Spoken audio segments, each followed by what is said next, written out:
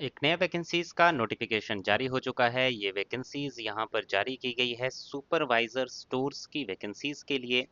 तो सुपरवाइजर की ये जो वैकेंसी है इसके लिए क्या क्राइटेरिया रहेगा, कौन सी ऑर्गेनाइजेशन में ये वैकेंसी निकली है, कैसे आपको अप्लाई करना है और क्या इसमें सिलेक्शन प्रोसेस रहेगा, ये सारी जानकारी स्टेप बाय स्टेप आपको इस वीडियो में मिलने वाली है।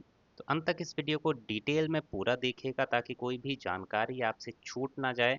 और साथ ही साथ अगर आप इस तरह की जो अपडेट्स हैं जिसमें गवर्नमेंट जॉब्स की हम जानकारी देते हैं, टेक्निकल जॉब्स की स्पेसिफिकली, जिसमें जो डिप्लोमा किया है जिन्होंने इंजीनियरिंग का, जिन्होंने इंजीनियरिंग की डिग्री की है, जिन्होंने पोस्ट ग्रेजुएशन की है इंजीनियरिंग की, या फिर जिन्होंने आईटीआई पास किया हुआ है, उनके लिए हम जॉब्स की जानकारी रोज़ाना लेके आते हैं। तो आप तक ऐसी जानकारी रोज़ाना पहुंच सके तो अभी हमारे इस यूट्यूब चैनल को ज्वाइन कर लीजिए, सब्सक्राइब कर लीजिए ताकि इस तरह की अपडेट्स आपको रोज़ाना मिल सके। और साथ ही साथ ये जो नोटिफिकेशन पीडीएफ होते हैं, जो इम्पोर्टेंट नोटिफिकेशंस होती हैं, उनकी भी जानकारी आपको मिल सके, टेलीग्राम पे ज़रूर हमें ज्वाइन कर लीजिएगा, जिसका लिंक इसी वीडियो के डिस्क्रिप्शन में दिया गया है।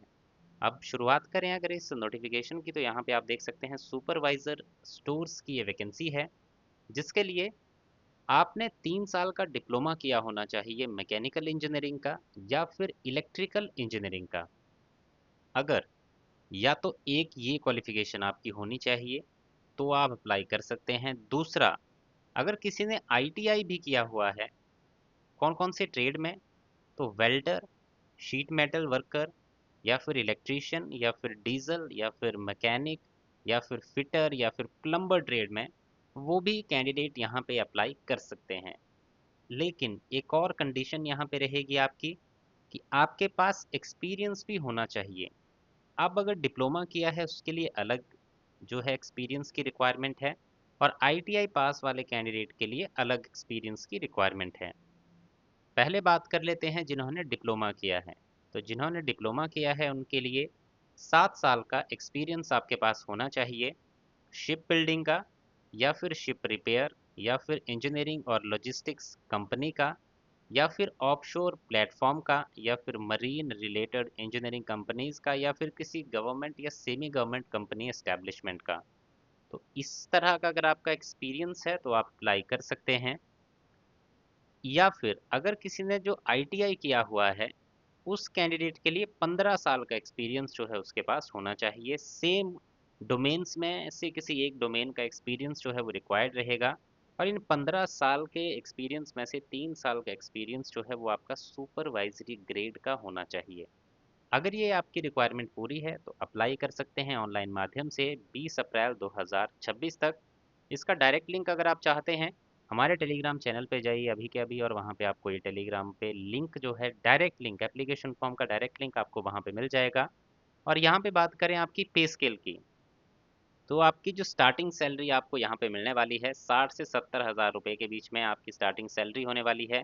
और अगर एग्जैक्ट बात करें आपकी ज्वाइन करते ही क्या सैलरी बनेगी, तो 55,552 प्लस अदर मॉल्यूमेंट्स, जो आपके अदर बेनिफिट्स होते हैं, वो भी आपको यहाँ पे दिए जाएंगे, जिनकी जानकारी यहाँ पर दी गई है। तो आप ये मान के चलिए 60 हज़ार से स्टार्टिंग आपकी यहाँ पे होने वाली है आपकी सैलरी की। एज की बात करें तो आपकी एज 45 साल से कम होनी चाहिए, 45 ईयर्स एज लिमिट यहाँ पे रखी गई है। अब बात आती है इसमें, चलो अप्लाई आपने कर दिया लेकिन सिलेक्शन कैसे होगा। तो सिलेक्शन होगा आपका 2 फेजेस में। पहले फेज में आपका होगा रिटन टेस्ट और डिस्क्रिप्टिव टेस्ट। पहले ही फेज में आपके 2 टेस्ट होंगे, पहला होगा रिटन टेस्ट जो कि ऑब्जेक्टिव टाइप 40 नंबर का, और दूसरा साथ ही होगा डिस्क्रिप्टिव टाइप टेस्ट जो कि होगा 40 नंबर का। ये आपको पास करना होगा।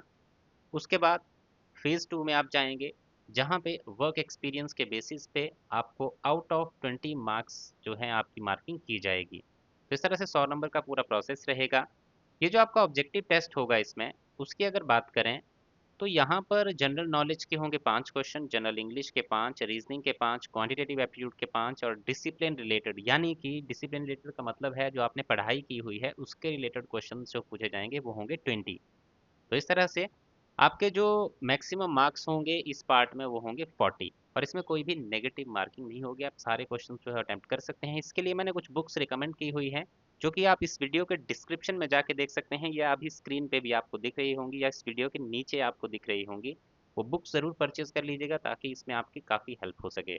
देन इसके बाद डिस्क्रिप्टिव टेस्ट होगा आपका। 40 नंबर का, जिसमें आपको 90 मिनट का समय जो है दिया जाएगा। इसका जो डिटेल सिलेबस है वो इसी नोटिफिकेशन के एंड में आपको मिल जाएगा, तो ये नोटिफिकेशन भी ज़रूर डाउनलोड कर लीजिएगा, हमारे टेलीग्राम चैनल पे ये भी आपको अवेलेबल मिल जाएगी। देन इसमें बात करें आपकी जो मिनिमम पासिंग मार्क्स हैं वो कितने होने चाहिए, तो आपके ऑब्जेक्टिव में भी और डिस्क्रिप्टिव टेस्ट में भी 50% मार्क्स तो होने ही चाहिए।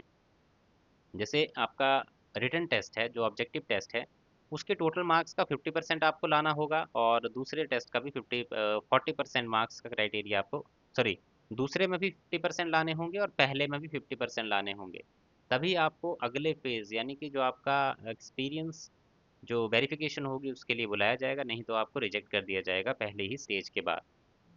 तो ये आपका क्राइटेरिया कंप्लीट होना चाहिए, तभी आप इस एप्लीकेशन फॉर्म को भरिएगा। अगर आपको लगता हो कि आप इस तरह के जो चैलेंज है, इस मिनिमम मार्क्स क्राइटेरिया जो है इसको कंप्लीट कर सकते हैं। देन इसके बाद आते हैं, आपको जो अप्लाई करना है वो कैसे करना है, तो वो डायरेक्ट लिंक मैंने अपने टेलीग्राम पे डाल दिया है, वहाँ पे जाइए, उस लिंक पे क्लिक करिए, एप्लीकेशन फॉर्म भरिए। साथ ही साथ आपको यहाँ पे फीस भी पे करनी होगी, जो कि होगी 400 रुपये की, प्लस बैंक चार्जेस भी इसमें आपको देने होंगे। लास्ट डेट की बात करें तो मैंने आपको बता दी थी 20 अप्रैल 2026 इसकी लास्ट डेट है एप्लीकेशन फॉर्म को सबमिट करने की। अब जो मैंने आपको बताया था, आगे सिलेबस बताया गया है, डिस्क्रिप्टिव टेस्ट का जो एनेक्चर ए है इसका, वहाँ पे आपको इसका सिलेबस जो है वो देखने को मिल जाएगा। बाकी अगर आपकी कोई कन्फ्यूजन हो, कोई डाउट हो, तो कमेंट सेक्शन में कमेंट कर दीजिएगा।